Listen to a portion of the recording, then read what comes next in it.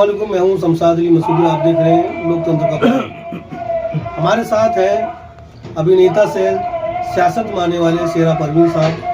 तो इनसे हम बात करेंगे जो इस समय जो सियासत चल रही है, खासकर बीजेपी के जो मुद्दे हैं उससे जनता को कितने फायदे हो रहे हैं, और क्या जो मुद्दे हैं उनसे नफरत का माहौल पैदा हो रहा है, क्या वाकई वो जो मुद्दे हैं उनसे देश का विकास हो रहा है, समाज का विकास हो रहा है। इन विषय विस्तार से बातचीत करेंगे शेरा जी से।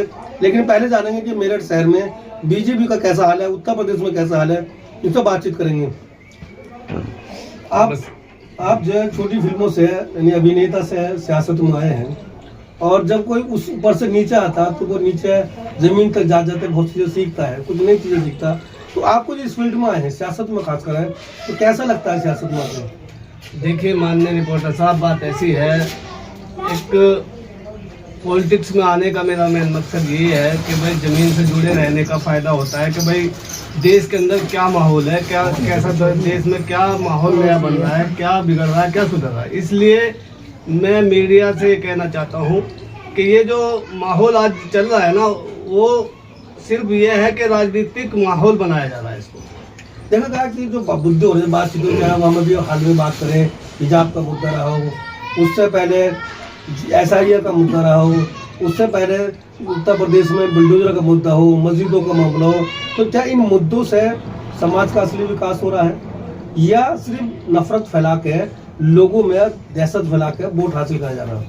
देखिए, ये जो मुद्दे आते हैं, नए नए मुद्दे आते हैं, कभी हिजाब का आता है, कभी किसी और चीज़ का आता है, ये सब एक जो जनता को बहलाने का एक उसका इस तरीके से माहौल बनाया जाता है कि भाई जनता का मेन मुद्दों से जो है ध्यान हटाकर इस पे आ जाए। तो अभी हम मेरठ शहर की बात करें, खासकर उत्तर प्रदेश में मेरठ शहर, अभी यहाँ हिंदू इलाके में भी बुलडोजर चला, उससे पहले मुस्लिम तमाम मकानों में बुलडोजर चला। तो क्या वो जो बुलडोजर मुस्लिम मकानों पर चले, या दलितों के मकानों पर चले, या गरीब कमजोर लोगों पर बुलडोजर चले, तो जो हिंदू इलाके में बुलडोजर चला उसको दिखाकर उसको दबाने की कोशिश है, या फिर सबको एक समान रखने की जरूरत है?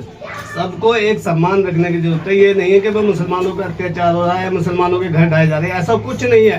हिंदू, मुस्लिम और दलित सभी, अगर कोई अनऑथराइज्ड है या कोई गलत कर रहा है, उसके ऊपर बुलडोजर चल रहा है, ये तो एक सरकार की बहुत अच्छी योजना है। इससे तो मैं सहमत हूँ। नहीं, आप कैसे सहमत होते हैं? एक पुलिस वाले की जो हैसियत है वो कोर्ट में 0 है, और अभी उस पुलिस वाले ने आरोप लगा के मकान तोड़ दिया, पूरा परिवार नीचे जमीन में भेज दिया, जो 50 साल 60 साल 100 साल मकान बनाने लगे थे, वो एक पुलिस वाले की आवाज पे वो आरोप लगा कर दिया। बाद में कोर्ट से बरी आता तो क्या वो पुलिस वाला या SI या पुलिस उसकी भरपाई करेगा? नहीं, खैर भरपाई नहीं कर पाते। देखिए, ऐसा होता है, ये तो पुलिस की वो है, इसमें तो प्रशासन का ही मामला होता है। बाकी किसी को उठाकर बंद कर दिया जाए गलत तरीके से, किसी बेकसूर को भी उठा के बंद कर दी जाती है, पुलिस का होता है मामला। आरोप लगते हैं, मकान टूट जाते हैं। तो मैं तो सहमत नहीं कि कोर्ट का दरवाजा कोर्ट है तो कोर्ट करे काम, फिर बुलडोजर क्यों?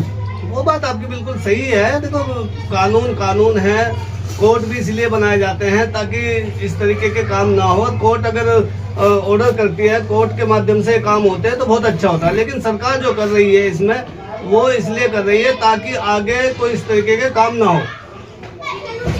लेकिन 12 मैं तो इस विषय सहमत नहीं हूँ, क्योंकि किसी का मकान गिरा देना, एक आरोप लगना, पूरा मकान गिरा देना। लेकिन अगले हम बात करें, उत्तर प्रदेश में बीजेपी की सरकार में 2 तरह के कानून है। एक तरह का वो कानून जिससे लोगों को सजा दी जाती है, वो तरह कानून की किसी पर आरोप लगा और उसमें एक तरफा कार्रवाई करते हुए जेल तक भेज जाते हैं। देखा होगा कई सारे मुद्दे हैं। अभी बरेली कांड जो हुआ, बरेली में जो हुआ, वहाँ पर दिख गया कि किस तरह से हुआ, उससे पहले संभल में देखा गया किस तरह से हुआ। तो क्या बीजेपी इन बातों को करके जो असली विकास है, चाहे वो इलाके की सड़कों का मामला हो, मेडिकल कॉलेज का मामला हो, अस्पतालों का मामला हो, बच्चों को नौकरी देने का मामला, तो क्या नहीं लगता कि उन चीज़ों सबसे ध्यान बटा के इधर लगा दिया गया? देखिए माननीय रिपोर्टर साहब, बात ऐसी है, ये जो होता है ना, ये जो हिंदू मुस्लिम लेकर चल रहे हैं ना, ये इससे मुसलमानों को बहुत बेनिफिट हुआ है। आप देखिए, एक तो मुसलमान चोरी चकारी लूटपाट ये सारे काम छोड़ के अपना बिल्कुल सीधी सादी जिंदगी जी रहा है। आज की तारीख में आप देखोगे बीजेपी राज में इतना सुकून है, मुसलमान को इतना फायदा होता है। एक तो एजुकेशन पर आ गया, पढ़ा लिखा हो गया, दूसरा जो है सरकार के ही फायदे हैं। ये सरकार जो मुसलमानों को एक कागज, ये देखिए कागज कितनी तो अच्छी तरीके से बनवा रहे मुसलमानों के, कि कुछ हो ना हो, एक कागज बड़े हिसाब से मुसलमानों के सबके पूरे मिलेंगे आपको। नहीं, अपने बीच में उत्तर प्रदेश में 30,000 प्राइमरी स्कूल बंद कर दिए उत्तर प्रदेश सरकार ने। जब स्कूल नहीं होगा बच्चे पढ़ेंगे कहाँ? जब मेडिकल कॉलेज होगा डिग्री लाएंगे कहाँ से? जब हॉस्पिटल नहीं होगा तो स्वस्थ नहीं होगा तो मरेंगे। तो क्या सरकार से ये डिमांडें नहीं होनी चाहिए कि जो है अस्पताल खुले इलाके में, स्कूल खुले इलाके में, उनके बच्चों पढ़ने, जो बच्चे पढ़ लिखे उनको नौकरियां मिले, या सिर्फ मस्जिद और मंदिर या बुलडोजर से सियासत करके वो अपना पल्ला झाड़ लें?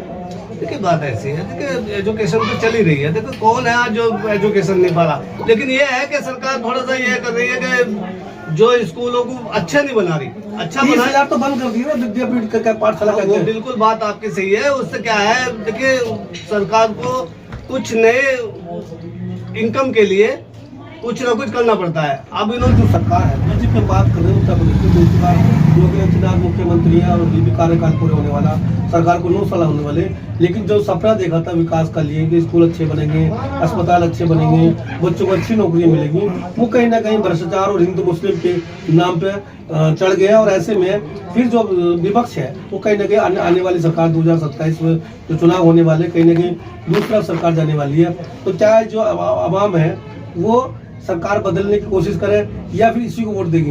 देखिए परिवर्तन तो होगा, क्योंकि सरकार ने जो है विकास का मुद्दा छोड़कर नफरत की राजनीति की है, जिससे मुसलमानों को बहुत बेनिफिट हुआ है। मैं तो ये मानता हूँ कि मुसलमानों के लिए बहुत अच्छा हुआ है। तो मुसलमान एक बार फिर बीजेपी को वोट दे दें?